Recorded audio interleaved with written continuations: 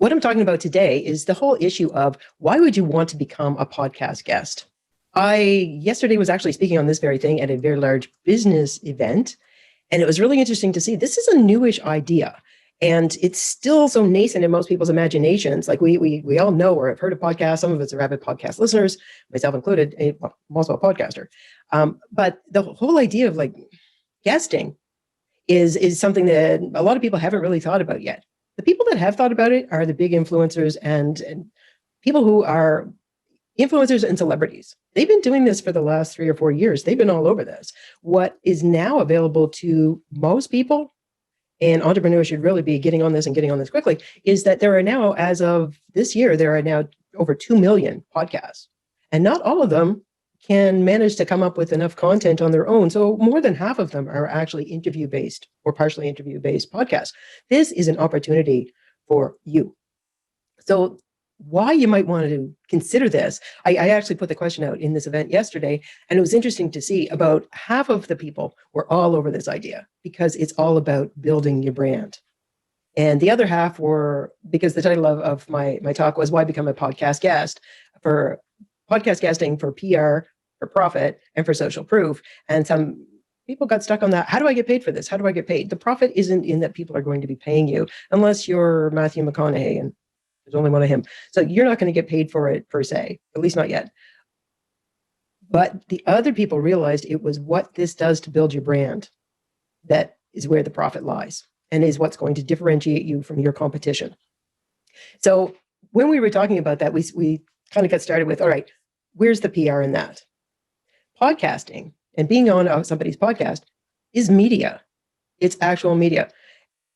For some people, if you're not that familiar with it, or if you have your own platform that you listen to, say you get on Spotify and you listen to a podcast on your phone, what you're not thinking about, and I wasn't going to use this, but I am going to use this, is that when you're on a podcast, you are on every one of these channels. And we know that that they understand how powerful this is. Google's been in from the beginning, as has Amazon and iTunes. No, sorry, Amazon has just gotten in. Spotify got in last year. And Mark Cuban has just put millions and millions of dollars into a whole new generation of podcast platforms. This is big stuff. These are some of the biggest platforms on the planet.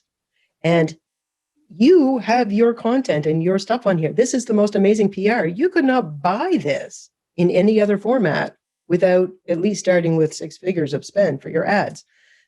So the value for this for PR for your business is incredible.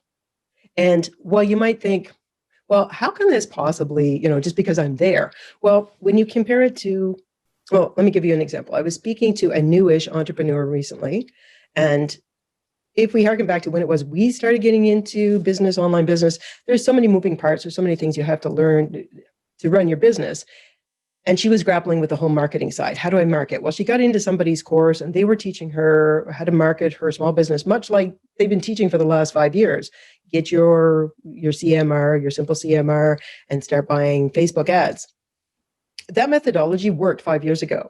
The ad spend that you put out on your, say, Facebook ads right now, or more expensive LinkedIn ads or YouTube ads, they are not returning even 1/10 of what they were 5 years ago.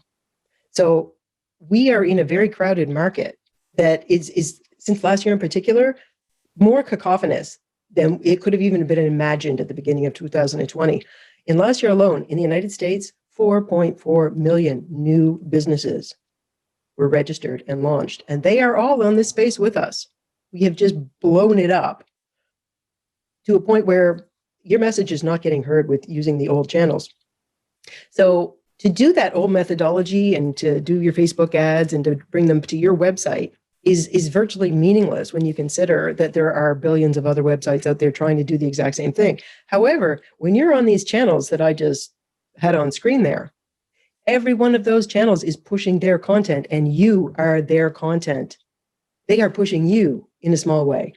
Their hosts are pushing you. The very person I was talking to, I just on my phone quickly put her name in to do a Google search on her. Everything that showed up in the first 10 hits was one of these sites because she's been on one podcast. It was YouTube because that podcast was a video podcast. In amongst there was her Facebook profile. Out of 10 things, one was her social media, and her website did not show whatsoever. So just having that on there, just having your information out there on somebody's podcast is enormous. It's you, like I said, you could not buy this kind of PR. So, and media invites media. As we all know, everybody, every media content producer, be it, from the highest TV stations to newspapers to us, we are hustling to continue to create content over and over and over. And you notice when one story hits, then suddenly it's popping up on other media channels because they go, oh, that looks like a good story. And people are grabbing it. Once you make a real splash on a podcast, if you're an amazing guest, you're going to get invited to do more and more and more. And it's a ripple effect. The more you do, the more you're going to get invited. And what happens with that, and you'll notice if you go to any of your media influencers or coaches that you follow, you'll notice that a lot of them now have pages on their website that is like my podcast appearances. And they'll have 2, 5, 10, 20. Some people's have, I've actually was speaking to some people recently, and their goal was 100 podcast guest spots this year. They're not doing this because they have nothing better to do. They're doing it because they know what it does for their business. So there's the PR part of it. There's the profit part of it, because when you are on these podcasts and you're out there, and in addition to them pointing towards you, all of your links that you give, all of your keywords, all of your hashtags, your bio, instead of having it just on your website, it's now out there too. And having those inbound links pointing back to your website gives you incredible SEO. So you are now, when somebody Google searches, you're much more likely to show up just because you're a guest on a podcast. You're going to be attracting more clients. You're going to be growing your network. And what's really interesting is when you say, I'm growing my network, that's not the same as just say going on LinkedIn and growing your network. What you're actually doing is through the relationship that you have with the host of that podcast, you guys got to know each other. If it's a really diligent host, they now know a whole lot about you, and they spent time anywhere from 30 minutes to an hour to maybe 90 minutes hanging out with you, talking about you and your stuff. If you guys really clicked, you're now part of their world. You're now part of their network. You are tapping into a whole other network that you might not have even ever had access to. So when projects come up or new jobs come up or something's going on, you now are part of a network that is like, oh, what about her? She was amazing. She should be part of this. It's just blowing up your visibility into other networks. Think of it as raindrops running down the car window. When yours is running down there lonely and it hits another one, suddenly the momentum increases. And the more networks, the more raindrops you're connecting to, the more your momentum is increasing. So that is going to just be bringing you more activity into your business, more visibility, and that's where your business is going to grow. For some people that feel a little bit shy or they don't want to, get out of their comfort zone. I mean, we have to get out of our comfort zone. There's just way too much competition to not be doing that. The really important thing that you should be keeping in mind is social proof, which was the third element of what I was speaking about. And the social proof that's involved there, it's deeply psychological. If somebody goes to check you out, if they hear that so-and-so is a great copywriter or they're, a web designer or a speaking mentor or whatever, and you go to check them out, if you go to their website and it's static and it doesn't have outbound and inbound links and it doesn't have anything that you can click on to really see who they are and that other people have kind of gone like, they're the bomb, you're kind of going to go, I don't have a feel for them. I don't have a feel for them at all. But if you go there and you see videos and or thumbnails from all these shows, and you can click into it and you can listen to it, and it's like, oh, so-and-so says she's great. Oh, so-and-so.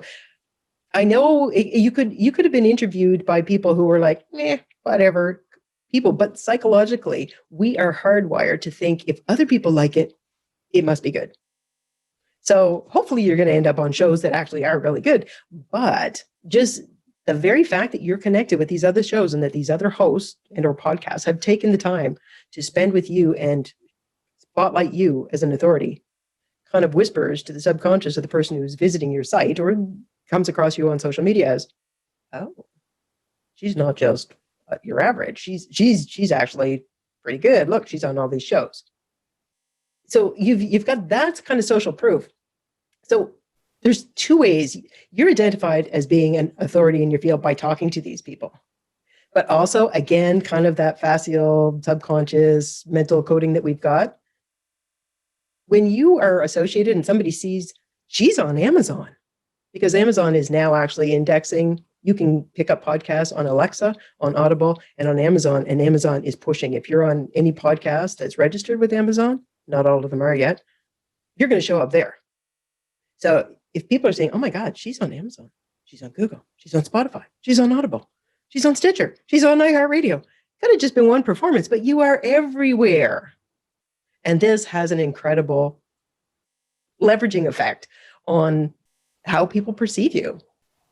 It's a small difference in what you are and who you are. You're still the same person, but to the person who's observing you and has just discovered you, you're somebody. And that's what we need. Our brand has to be recognized as being, you're somebody I want to do business with, you're the real deal. So podcasts can help you do that. The question has come up in the last couple of months, since podcasts have been identified as being, oh my God, the platform. The questions have come up, well, should I just not become a podcaster? And that I actually got asked that yesterday at the event I was speaking at. One of the women said, well, how many podcasts do I have to be a guest on before I start my own podcast? You can start your own podcast right out of the gate. And she said, until I feel like I have enough to say. The way you've got to look at it is, am I in this because I want to do a whole lot of work to create all this content? Because make no mistake, it will cost you at minimum, literally add multiple hundreds of hours to your yearly roster of things you have to do for your business. It's no small undertaking. Or you could still be harnessing all those channels and all that PR by just knowing what you're doing and showing up for 1 hour and being a great interview and being fun. Oh my God, what a great conversation that was. You've just kind of achieved the same thing because you're now still on all those channels, except for now you get on multiple shows and that just multiplies the effect.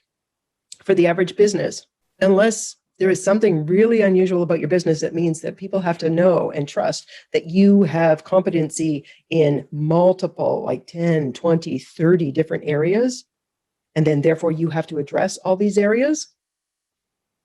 Most businesses are not like that. If that's the case, maybe you should have your own podcast and you should be speaking about all these different things that you're an expert in. Most people, you have one thing that you need to be known for, and that's what you sell.